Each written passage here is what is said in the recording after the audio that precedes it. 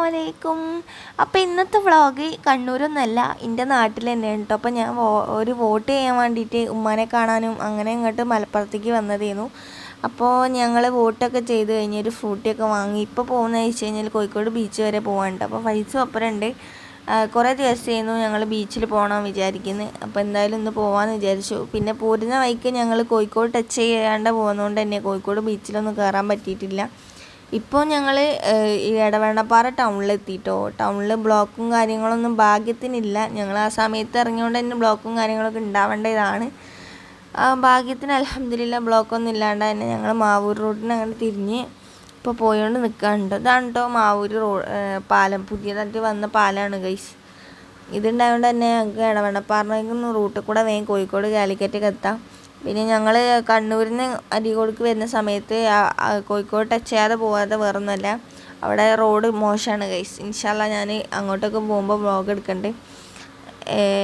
അതുകൊണ്ടൊക്കെയാണ് കേട്ടോ.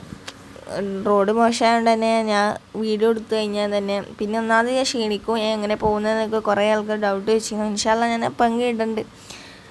അപ്പം എന്താ പറയുക, ഇപ്പം ഞാൻ കോഴിക്കോട് ബീച്ചും അതുപോലെ തന്നെ ലുലു മാളൊക്കെ കാണാമെന്ന് വെച്ചിട്ട് അങ്ങനെ പോവുകയാണ്. ഞങ്ങളിപ്പോൾ എന്തായാലും കോഴിക്കോട് പാളയം സ്റ്റാൻഡിലെത്തി ഗൈസ്. കുറച്ചങ്ങോട്ട് എത്തിയപ്പോൾ നല്ല ബ്ലോക്കും കാര്യങ്ങളൊക്കെ ഉണ്ടായിരുന്നു. അതിൽ നിന്നൊക്കെ കഴിച്ചിലായി ഞങ്ങളങ്ങനെ ബ്ലോക്കിൽ നിന്നൊക്കെ സെറ്റായിട്ട് ഇപ്പോൾ ഞങ്ങൾ പാളയം സ്റ്റാൻഡിലാണ് കേട്ടുള്ളത്. അവിടെ നിന്ന് തിരിഞ്ഞ് നേരെ ഞങ്ങളിപ്പോൾ എൻട്രൻസൊക്കെ എത്തി. 4 മണി 5 മണിയൊക്കെ ടൈമിലാണ് ഞങ്ങൾ ബീച്ചിലെത്തിയത്. പിന്നെ എൻ്റെ 2-3 ഫ്രണ്ട്സ് ഇവിടെ ഉണ്ട്. ഞങ്ങളങ്ങനെ ഇൻസ്റ്റയിൽ പരിചയപ്പെട്ടതേനു. അപ്പോൾ ഫസ്റ്റ് മീറ്റും കൂടിയാണ്. അപ്പോൾ ഓരും ഇവിടെ ബീച്ചിലുണ്ടെന്ന് പറഞ്ഞപ്പോൾ ഓരും കാണാമെന്ന് വെച്ച്. പിന്നെ മെയിനായിട്ട് ഞങ്ങൾ കോഴിക്കോട് ബീച്ച് വന്നു കഴിഞ്ഞാൽ ഞങ്ങൾ സ്ഥിരം പോകുന്ന സ്ഥലം എന്ന് പറഞ്ഞാൽ ഈ സ്റ്റേജിൻ്റെ ഭാഗത്തേക്കാണ് കേട്ടോ. കാരണം മെയിനായിട്ട് പറഞ്ഞാൽ അവിടെ നല്ല ഫുഡ് പറ്റിയ സ്ഥലമുണ്ട്. അപ്പോൾ ഫുഡ് എവിടെയുള്ളതോ അവിടെ ഞാൻ വണ്ടി നിർത്തും, പൈസനോട് അവിടെ നിർത്തിക്കും. അപ്പോൾ പിന്നെ ഞങ്ങൾ അങ്ങനെ അവിടെ ഇറങ്ങി അവിടെ 2 ഫോട്ടോസും കാര്യങ്ങളൊക്കെ എടുത്തിട്ടുണ്ടെന്ന് പറഞ്ഞു. പിന്നെ അങ്ങനെ ഞങ്ങൾ അവരെ കണ്ടു. ഇതാണ് കേട്ടോ നാഫി. അതുപോലെ തന്നെ അത് ഫർസിയാണ്. സംഭവം ഞങ്ങൾ സെറ്റാണ് ഗൈസ്. ഞങ്ങൾ ഫസ്റ്റ് മീറ്റാന്നുള്ളൊരു ബോധം പോലും ഞങ്ങൾക്കില്ലായിരുന്നു. ഒരേ വൈബുള്ള ആൾക്കാരായിരുന്നു. പിന്നെ ഫൈസൂനും നല്ലൊരു കമ്പനി കിട്ടി. ആരെ മക്കളായിരുന്നു, ഒരാളെ മോനായിരുന്നു. പിന്നെ ഞങ്ങൾ ഭയങ്കര ഒന്ന് തള്ളും കാര്യങ്ങളൊക്കെ കഴിഞ്ഞ് ഫോട്ടോസൊക്കെ എടുത്ത് പിന്നെ തിരിച്ചൊരു ഞങ്ങൾ നൈറ്റ് ആയപ്പോൾ അവിടെ നിന്ന് ബീച്ചിൽ നിന്ന് അങ്ങനെ ഇറങ്ങി. പിന്നെ ഞാനും ഫൈസ സ്ഥിരം കഴിക്കുന്ന ഒരു തട്ടുകട ഉണ്ടായിരുന്നു പാളയം സ്റ്റാൻഡിൻ്റെ മുന്നിൽ തന്നെ. അവിടെ നിന്ന് അങ്ങനെ ഇതൊക്കെ കഴിച്ചു. തിരിച്ച് ഞങ്ങൾ പോവാന്ന് വെച്ചിട്ട് അങ്ങനെ ലുലു മാളിൽ പോകാനുണ്ട്. അപ്പം എനിക്ക് ചെറുതായിട്ടൊരു പല്ലുവേദന വരുന്നുണ്ട് ഗൈസ്. അപ്പം ഞാൻ ക്ലിപ്പ് മുറുക്കാനും കൂടി അങ്ങനെ നാട്ടിൽ വന്നതായിരുന്നു പല്ലിൻ്റെ. അപ്പം അതിൻ്റെ ഒരു ചെറിയ ഇടങ്ങാറും ബുദ്ധിമുട്ടും കാര്യങ്ങളൊക്കെ ഉണ്ട് ഗൈസ്. അപ്പോൾ അതാണ് ഞാൻ ഈ പല്ലിങ്ങനെ ഇളിച്ച് കാട്ടുന്നത്. പിന്നെ അങ്ങനെ ലുലു മാളിലെത്തി ഗൈസ്. ലുലു മാളിലെത്തി കഴിഞ്ഞപ്പോൾ പിന്നെ സംഭവം രസമായിരുന്നു.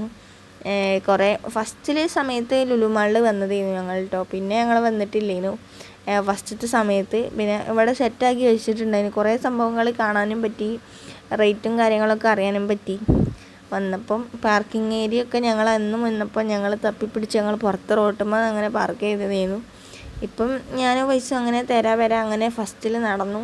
പിന്നെ അവരെ മെയിൻ എൻട്രൻസിലെത്തി ഗൈസ് ലുലുവിൻ്റെ. അപ്പോൾ ഫസ്റ്റ് തന്നെ സൂപ്പർ മാർക്കറ്റും കാര്യങ്ങളായിരുന്നു. അങ്ങോട്ട് പിന്നെ ലാസ്റ്റ് കയറാമെന്ന് വെച്ചിട്ട് ഞങ്ങൾ ഫസ്റ്റ് മേലയിലൊക്കെ കയറി അങ്ങനെ കറങ്ങി എന്തെങ്കിലുമൊക്കെ തിന്നാൻ ചെറിയ റേറ്റിൻ്റെ എന്ന് വെച്ചിട്ട് തിന്നാൻ വേണ്ടി ഇരുന്നതായിരുന്നു. അങ്ങനെ ഒരു ഐസ്ക്രീം മേടിച്ചു. സംഭവം റേറ്റ് കുറഞ്ഞതല്ലേ എന്ന് വെച്ചിട്ട് പൈസ അങ്ങനെ ഓർഡർ ചെയ്തിരുന്നു. പിന്നെ ബില്ല് കണ്ടാൽ പിന്നെ തിന്നണ്ടല്ലേ, വേറെ വഴിയില്ലല്ലോ. അപ്പോൾ ആ ബില്ല് നിങ്ങൾക്ക് കാണിച്ചു തരാം ഗൈസ്. ചെറിയ പൈസയേ ഉള്ളൂ, നിങ്ങൾ കണ്ടില്ല ഗൈസ്. അപ്പം സംഭവം കിടുവാണ്. ഐസ്ക്രീം നല്ല ടേസ്റ്റ് ഉണ്ട്. ചെറിയ കപ്പാണെങ്കിലും സംഭവം ടേസ്റ്റ് ഉണ്ട്. ചെറിയ പൈസൻ്റെ എന്തെങ്കിലും തിന്നാന്ന് വെച്ചിട്ടാണ് ഞങ്ങൾ മേലെ കയറി വന്നത്. പിന്നെ ഞങ്ങൾ സൂപ്പർ മാർക്കറ്റിലൊക്കെ ഒന്ന് പോയി തിണ്ടി കറങ്ങിയപ്പോൾ നല്ല സാധനങ്ങളൊക്കെ ഉണ്ടായിരുന്നു. ചെറിയ റേറ്റ് കുറഞ്ഞിട്ടുള്ള സംഭവങ്ങളൊക്കെ ഉണ്ടായതുകൊണ്ട് റേറ്റ് കുറഞ്ഞതൊക്കെ മേടിച്ച്. പിന്നെ മെയിൻ ഐറ്റമാണ് ഗൈസ് എൻ്റെ ഈ സംഭവം. ഉപ്പിലിട്ട കണ്ടാൽ എവിടെ കണ്ടാലും ഞാൻ സ്റ്റോപ്പ് ചെയ്യും. അങ്ങനെ ഞാനും പൈസ കുറച്ച് സലാഡും അതുപോലെ തന്നെ ഉപ്പിലിട്ടതും മേടിച്ച്. പിന്നെ വീട്ടിലേക്ക് കുറച്ച് സാധനം മേടിച്ച്, 2-3 ലേസും മേടിച്ച്. അങ്ങനെ ഞങ്ങൾ അങ്ങനെ കറങ്ങി പുറത്തേക്ക് പോകുന്നുണ്ടോ. പിന്നെ മേക്കപ്പിൻ്റെ പ്രൊഡക്റ്റ് ഉണ്ടായതുകൊണ്ട് തന്നെ പൈസ അതിന് കഴിച്ചില്ല എന്ന് പറയുന്നു. കാരണം എനിക്ക് അതിനെക്കുറിച്ച് അങ്ങനെ ഐഡിയ ഇല്ല ഗൈസ്. പിന്നെ ഞങ്ങൾ അവിടെ നിന്ന് നേരെ പോകുന്നു തിരിച്ച് എടവണ്ണപ്പാറ ടൗണിലെത്തി. അവിടെ നിന്ന് ഫുഡും കഴിച്ചിട്ട് വീട്ടിലേക്ക് പോകുന്നു ഗൈസ്. അപ്പോൾ ഇത്രയേ ഉള്ളൂ. ലൈക്ക് ചെയ്യുക, സബ്സ്ക്രൈബ് ചെയ്യുക, സപ്പോർട്ട് ചെയ്യുക. Bye bye.